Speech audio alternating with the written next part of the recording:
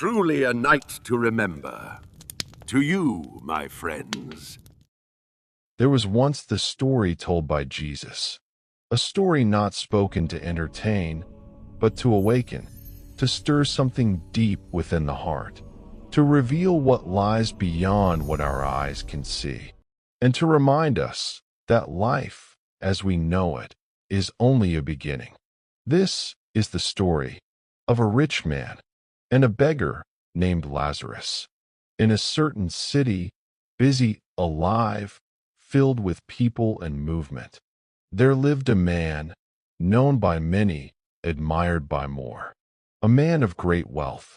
He dressed in garments of deep purple, the color of royalty, the color of status, and fine linen, soft against the skin, clean, flawless, untouched by hardship. Every morning, he woke not to struggle, but to comfort. Every day, he lived in luxury. His home stood tall, grand and impressive, with high gates and strong walls. A place of beauty and excess. Inside those walls, life was filled with celebration. Music echoed through the halls. Laughter filled the air. Servants moved quickly, responding to every desire. And the tables were always full, overflowing with food, fresh bread, rich meats, sweet fruits. More than enough for one man. More than enough for 10. Guests gathered often. They sat, they ate, they drank. They admired the man who owned it all. To the world, he was successful. He was envied. He was complete.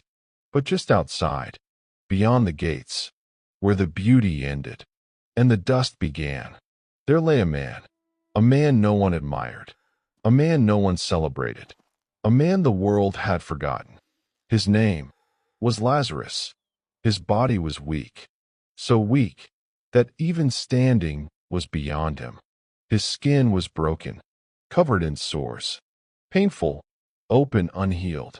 Day after day, he was carried and laid at the gate, not inside, never inside, but just close enough to see what he could never have. He watched the rich man pass by. Day after day, he saw the fine robes. He smelled the food. He heard the laughter. But he remained outside. He did not ask for wealth. He did not ask for comfort. He did not even ask to enter. He only hoped for crumbs, just the smallest pieces, that fell from the table. But even that, he did not receive. Instead, dogs came to him and licked his wounds. And while the rich man passed by, each day, he saw Lazarus. He saw the suffering. He saw the need. But he chose to do nothing. 2 lives, separated by a gate, yet divided by something far greater. One had everything, yet gave nothing. The other had nothing, yet endured everything. Then one day, without warning, everything changed. Lazarus died, quietly. No crowd gathered. No one mourned. No one spoke his name. But heaven saw him. And in that moment, light broke through. Soft, golden, peaceful.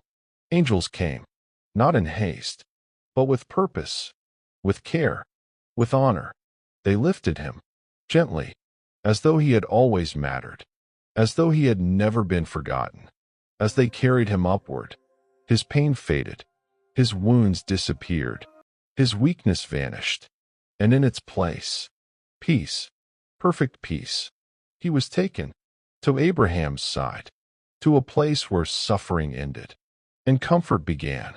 But not long after, the rich man also died. This time, there was a funeral. There were people. There was honor. There was remembrance. But beyond the grave, none of it mattered. Because when he opened his eyes, everything was different. The comfort was gone. The wealth was gone. The control was gone. He found himself in torment. Fire surrounded him. Heat consumed him. Pain overwhelmed him.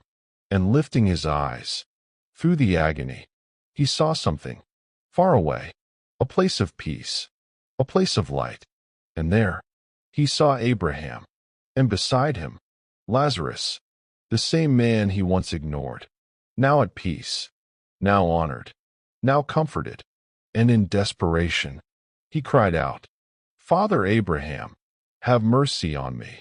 Send Lazarus. Let him bring just a drop of water to cool my tongue, for I am in agony in this fire."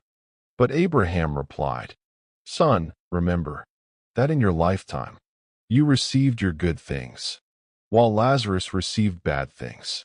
But now he is comforted, and you are in agony. And between us, a great chasm has been fixed. No one can cross, not from here, not from there." The separation was final. No second chances, no return. Then the rich man said, "Then I beg you, send Lazarus to my family. I have 5 brothers. Let him warn them, so they will not come to this place of torment." But Abraham said, "They have Moses and the prophets. Let them listen." "No," he replied, "they won't listen. But if someone rises from the dead, then they will believe." And Abraham said, "If they will not listen to what they already have, they will not be convinced, even if someone rises from the dead." And with that, the story ends. But its message remains. This is not just a story about a rich man and a poor man. It is a story about the heart, because every day we see people who are in need, and every day we choose to help or to walk away, because one day, like Lazarus and like the rich man, we will all face eternity. And in that moment, what will matter is not what we had, but what we did with what we were given. So listen carefully, because this story is not just about them. It is about us, and some truths are too important to ignore.